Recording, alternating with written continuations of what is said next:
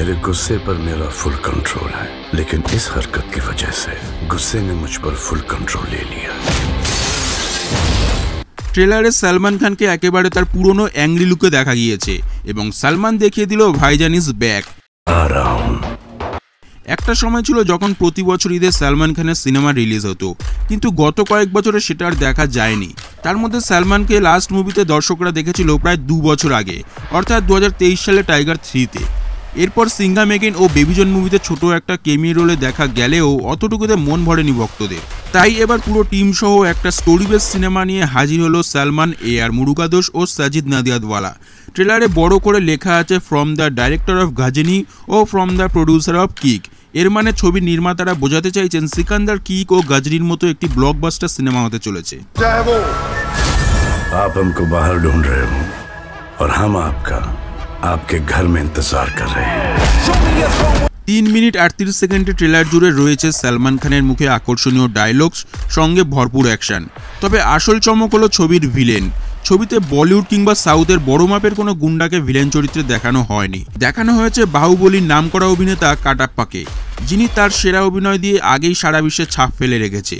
ট্রেলারে সালমান খানকে জনগণের রাজা হিসেবে দেখা যাবে, যিনি জনগণের বিরুদ্ধে করা দুর্নীতি ও অবিচারের বিরুদ্ধে রুখে দাঁড়াবেন।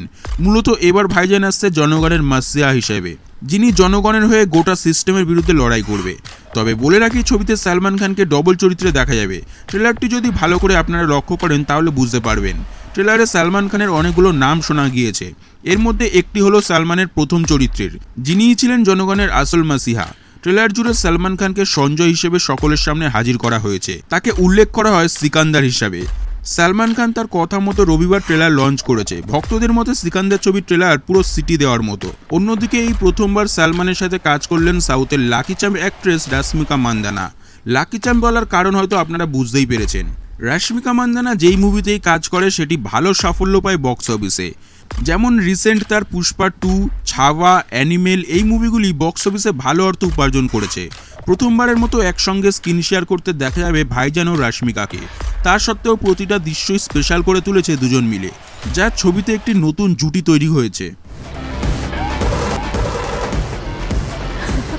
ছবিতে সালমান রাশ্মিকা ছাড়াও দেখা যাবে কাজল আগরওয়াল, সুনীল শেট্টি, সত্যরাজ, সলমান জোশির মতো নামকরা শিল্পীদের। সিনেমাটির রান টাইম হলো 2 ঘন্টা 30 মিনিট, অর্থাৎ 2.5 ঘন্টার মুভি এটি। আগামী 30শে মার্চ রবিবার সিনেমা হলে মুক্তি পাবে সিকান্দার। ইতিমধ্যেই অনলাইন টিকিট বুকিংও স্টার্ট হয়ে যাবে। সিকান্দারের জন্য আপনারা কতটা এক্সাইটেড কমেন্টে জানান। দেখা হবে পরের নতুন ভিডিওতে। जब देखो तब किसी न किसी का मुंह तोड़कर घर चले आते हैं।